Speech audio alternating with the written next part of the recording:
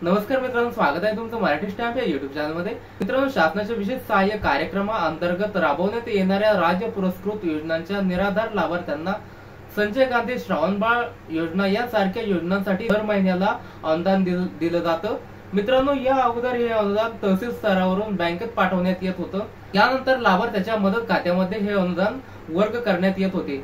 मात्र ही प्रक्रिया किचकट असल्यामुळे प्रशासनाने थेट आता डीबीटी द्वारे अर्थसहाय्याचं वितरण करण्याचे ठरवले आहे। म्हणजेच मित्रांनो, ज्या लाभार्थ्याचे खाते आधार कार्ड मोबाईल नंबर ज्या बँकेला लिंक आहे तिथे डायरेक्ट पैसे पाठवण्यात येणार आहे। मित्रांनो, ज्या लाभार्थ्याचे आधार कार्ड मोबाईल नंबर लिंक नाही तर त्यांना डीबीटी मार्फत अनुदान कसे दिले जाणार आहे, संजय गांधी श्रावणबाळ योजनेतील लाभार्थ्यांना काय आवाहन केले आहेत, तर आपण पूर्ण माहिती सविस्तर मध्ये बघणार आहोत। मित्रांनो, आपण जर चॅनलवर पहिल्यांदा आला असाल तर चॅनलला सबस्क्राईब करून ठेवा आणि बेल आयकॉन सुद्धा प्रेस करायला विसरू नका, जेणेकरून अशाच महत्त्वपूर्ण व्हिडिओज आपल्याला मिळत राहतील। तर चला मित्रांनो, आपण बघूया आता डिटेल्स मध्ये।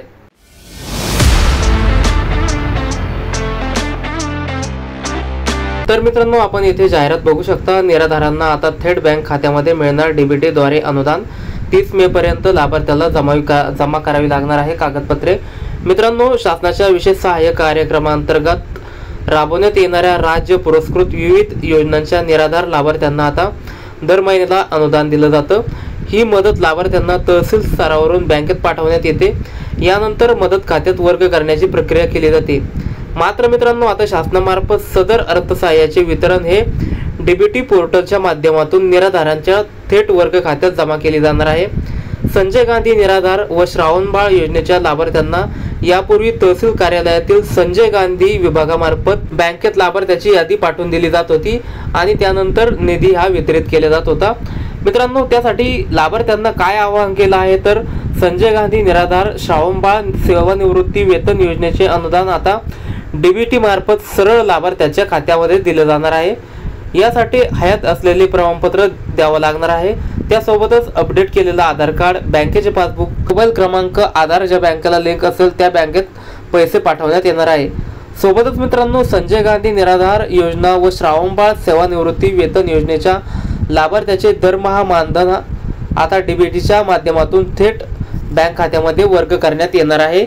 योजनेच्या लाभार्थ्यांना आधार कार्ड व मोबाईल क्रमांक गावातील तलाठ्याकडे किंवा प्रत्यक्ष तहसील कार्यालयामध्ये जाऊन द्यावं लागणार आहे। गाव स्तरावरून तलाठ्यांना सूचना सुद्धा दिलेल्या आहे।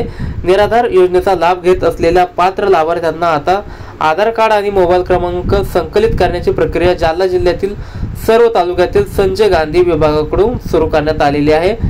याबाबत गाव स्तरावरून तलाट्यांना देखील सूचना देण्यात आलेल्या आहेत। 30 मे पर्यंत कागदपत्रे संजय गांधी योजनेच्या कक्षात जमा करावी लागणार आहे। मित्रांनो, ही माहिती आपल्याला कशी वाटली? माहिती आवडल्यास आपल्या चॅनलला नक्की सबस्क्राईब करा। आपल्याला काही अडचणी आल्या तर कमेंटमध्ये जरूर विचारा। तर भेटूया पुढच्या व्हिडिओमध्ये। धन्यवाद।